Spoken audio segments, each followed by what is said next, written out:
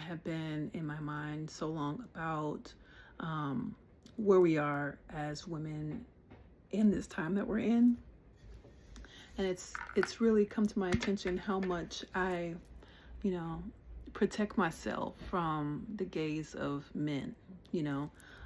It's funny because we're, as women, told to go out and make sure we're covered and go out and make sure that we're protected, you know, and not that the men need to understand that they're making us feel not safe. But the reality is, and then we have the women empowerment thing, which is like, you know, just show what you have and be all empowered and be free and that type of thing. And that's great. It's really a wonderful thing. But it also still feeds into the male gaze because they're still getting what they want. And what I realize so much is that us as women, our bodies are this sacred temple, this sacred machine that is a creatress, and you know, ideas we have that come through us, and we are a portal of just energy and love.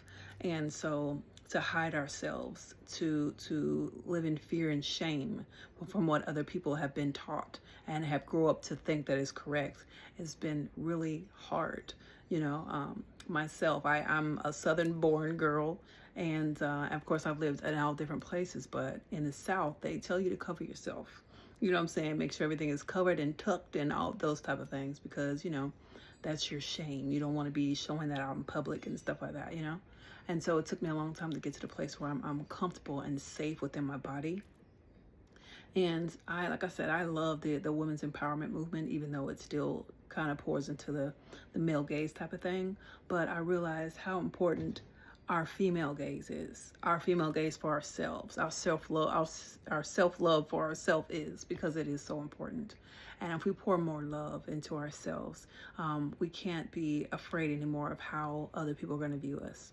If we know that we're blessed with this body, no matter what it looks like, how many kids we've had, what is, you know, what society tells us is fitting, then, you know, if we're past all that, because society is fake anyway, then we can live in our true selves. We can live in our true bodies, you know, and that is what I'm more a proponent of. Live in your true self. Accept your body for what it is, flaws and all. Who said they're flaws?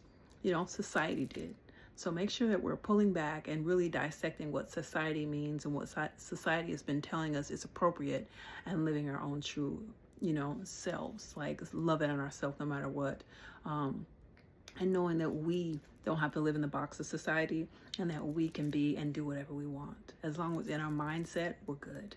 So keep your mind strong, know that you're beautiful, and walk in your truth and your faith and your purpose. So I love you so much. And until next time, peace.